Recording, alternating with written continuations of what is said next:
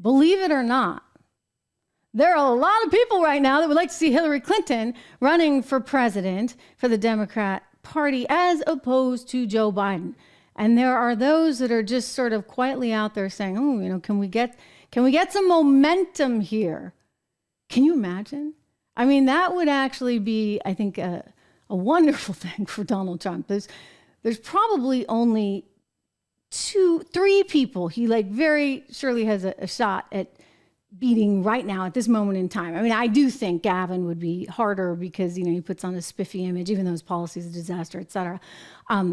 I do think that Kamala Harris is so beatable, that Joe Biden is so beatable. And then this one, ladies and gentlemen, Hillary Clinton as well. She is so beatable, and she's been beaten before, let's face it. Anyway, she's over in Munich at the Munich Security Conference. They're talking about, I mean, just some of the tough stuff vis-a-vis Ukraine and Russia, etc. So she just couldn't resist getting a dig in. Like the whole world right now, all of Europe, because of what he said about NATO the other day, etc. They're all piling on Donald Trump and Hillary Clinton's helping them coalesce against Trump. Watch her here in Munich. The obvious point to make about Donald Trump is take him literally and seriously. He means what he says. People did not take him literally and seriously in 2016. Now he is telling us what he intends to do. And people who try to wish it away, brush it away, are living in an alternative reality.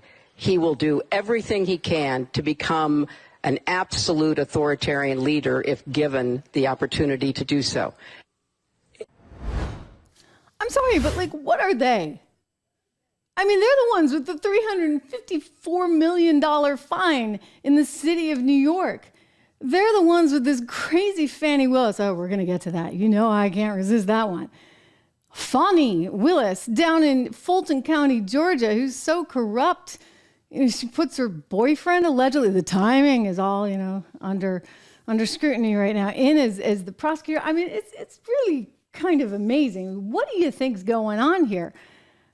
And I think that it's fine by Hillary, right? Because as long as she's in charge, as long as the Democrats are in charge, as long as they get to call the shots, then they're perfectly happy to paint this picture of him being, well, I mean, I don't even like to say this stuff, right, on the show. The analogies that they have put forward, I'm just saying, listen, if you had any loved one that fought in World War II or died in World War II, if you are Jewish and you were the victim, as 6 million were, of Germany back in the 1930s, I'm sorry. Listen, it is disrespectful. It is disrespectful to make those kind of comparisons. It's frankly disgusting. And yet that's what she's out there doing. And in Germany, of all places. So some people are saying, hey, maybe she should run. Maybe she should run for president. Look at this tweet by Garry Kasparov. You know, I like Gary. He's the famous chess player. I always think he's interesting to hear from, and he has an interesting perspective, albeit it's always very, very anti-Putin, as long as I've known him.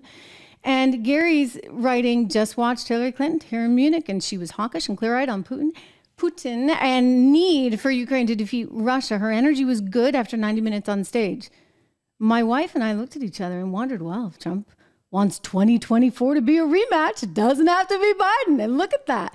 He's got 16.6 thousand likes on that. So that idea, whether it's coming from the former Russian chess player, right, who's now sort of leading a lot of the opposition to Putin, or whether it's coming from Hillary's circle itself, that one's out there. What do you guys think? You ready for a rematch? Would Trump welcome a rematch? I actually think he would. I think he'd be like, okay, I'll take that trade all day long. I think he should welcome Kamala. And Joe, I think it's a given. Again, just go back to the polls that we are seeing, ladies and gentlemen, right now.